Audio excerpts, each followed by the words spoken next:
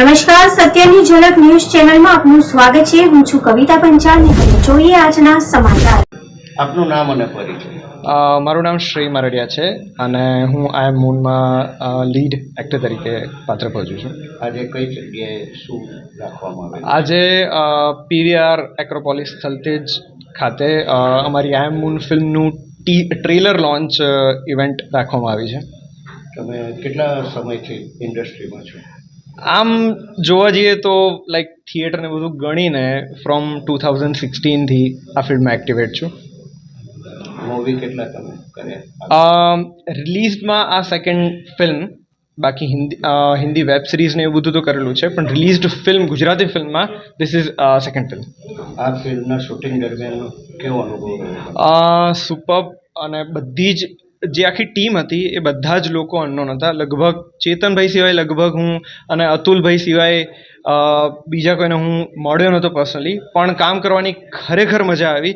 અને એક કહેવાય ને કે જ્યારે નવી ટીમ સાથે તમે કામ કરો શરૂઆત, ત્યારે તમને એવું થાય કે ટીમ કેવી હશે, તમને ફાવશે કે નહીં ફાવે, પણ શૂટ કમ્પ્લીટ થયા પછી એટલું જ એ લોકોને મિસ કરી રહ્યા છે કે શૂટિંગના શું દિવસો હતા એમ.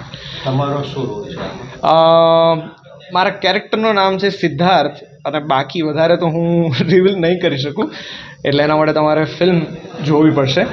But it's a must watch film. એટલા માટે હું નથી કહેતો કે આ મારી ફિલ્મ છે, પણ આ ફિલ્મનો જે કોન્સેપ્ટ છે એ કારણ કે ફિલ્મ એવી હોવી જોઈએ કે લોકો કંઈક શીખીને જાય, અને અમે એવો એક પ્રયત્ન કર્યો છે કે લોકોને કંઈક શીખવા મળે, અને એ ટૉપિક આજના જમાનામાં ટ્રેન્ડિંગ છે જ. સો તમને ફિલ્મ જોયા પછી ડેફિનેટલી ખબર પડી જશે. મારું નામ આંશી બારોટ છે અને હું આ ઇન્ડસ્ટ્રીમાં 1 વર્ષથી છું. મેં 3 મૂવી કરી છે. ફર્સ્ટ મૂવી મારી આઈ એમ મૂન, જેના ટ્રેલર લોન્ચિંગમાં આજે બધા હાજર છે. સેકન્ડ મૂવી મારી ભાઈની બની લાડકી છે, જે 15th ઓગસ્ટના રિલીઝ થવાની છે. અને થર્ડ મૂવી છે મારી ડાવરી, જે લગભગ આવતા વર્ષે રિલીઝ થઈ જશે. કેવો અનુભવ રહ્યો ઇન્ડસ્ટ્રીમાં? ખૂબ જ સરસ.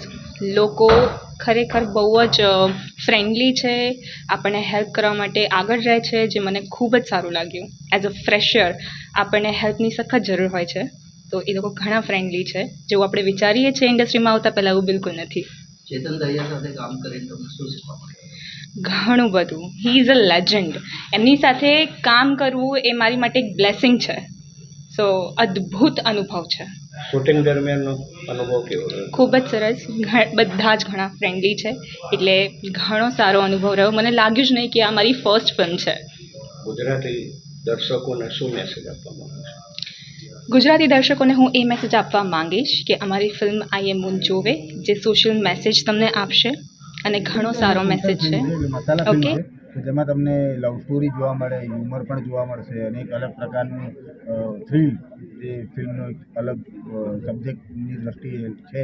અને એ ફિલ્મમાં હું એક એવું પાત્ર ભજવી રહ્યો છું કે જેના પોસ્ટરથી ઘણા બધા લોકો અભિભૂત થયા હતા, અને આ ટ્રેલર જોઈને પણ ઘણા બધા લોકો અભિભૂત થશે. તો મજાની ફિલ્મ છે, અને 22 ઓગસ્ટે આજ આપણા નજીકના સિનેમાઘરમાં આવવાની છે. કલાકાર તરીકે ખૂબ મહેનત કરીને બનેલી ફિલ્મ છે. જોજો, ખૂબ મજા આવશે. નવા ડિરેક્ટર રોહિત સરકારજી સાથે કામ કરવાનો એક્સપિરિયન્સ કેવો રહે? જોરદાર. રોહિત સરકાર એમની એક અલગ સરકાર છે, એ જાતે જ ચલાવે છે અને મૌનમાં ચલાવે છે. એક એવા ડિરેક્ટર છે કે જે ફ્લોર પર બી એકદમ શાંત હોય છે, એકદમ કૂલ હોય છે. એમને કંઈ કહેવું હોય તો આમ 10 વાર વિચારે છે પછી કહે છે, પણ જે બી કરે છે બહુ શાંતિથી કરે છે, ધીરજથી કરે છે, પણ જે કરે છે ક્લેરિટીવાળું કરે છે. તો આવા ક્લેરિટીવાળા ડિરેક્ટરો આપણી ઇન્ડસ્ટ્રીમાં ખૂબ જરૂર છે, અને રોહિતભાઈ એવા ડિરેક્ટર જોડાયા છે એ વાતનો આનંદ છે. નવા કલાકારો છે બીજા શ્રેય અને જે નવી સ્ટાર કાર્ડ છે એમની સાથે બી કામ કરવાનો અનુભવ કેવો રહ્યો? સાહેબ, એ નવી નથી, આમ સાચું કહું તો ખાસી એક્સપિરિયન્સ સ્ટારકાસ્ટ છે. અંદરથી એમણે ઘણું બધું, એટલે કહેવાય ને કે અંદરથી ઘણી મથામણ કરેલી હોય, અંદર ઘણો બધો અનુભવ હોય, પણ એ નીકાળવાનો મોકો ના મળતો હોય, એટલે મોકો મળ્યો છે એમને. પણ એમની સાથે કામ કરીને મને ક્યારેક ફીલ ના થયું કે એ લોકો નવા છે. ખૂબ જ સુંદર અને ડેડિકેટેડ લોકો છે પોતાના કામ માટે, દરેક સીન માટે ઝીણી મહેનત કરતા આ બંને કલાકારો છે, અને મને ખૂબ મજા આવી છે. અને આશા રાખું છું કે અમે ફરીવાર સાથે સ્ક્રીન કરી અને મજાથી એક નવા વિષય વસ્તુવાળી ફિલ્મ ફરીથી કરીએ. પણ ખૂબ મજા આવી છે આ લોકો સાથે મને કામ. સર, મીડિયાના માધ્યમથી તમે દેશવાસીઓને શું સંદેશ આપવા માંગશો? દેશવાસીઓને સંદેશ અત્યારે તો 15મી ઓગસ્ટ આવે છે, એટલે સ્વતંત્રતા દિવસની સૌને શુભકામના. અને બીજી કે 22 ઓગસ્ટે અમારી ફિલ્મ આવે છે અને સરસ ફિલ્મ છે, મજા કરાવે એવી ફિલ્મ છે અને નવી વિષય વસ્તુવાળી ફિલ્મ છે, નવા વિષય વસ્તુવાળી. એટલે તમે ખાસ કરીને જોજો. કલાકાર તરીકે હું અપીલ કરું છું, ગુજરાતી છો, ગુજરાતી જોવાનું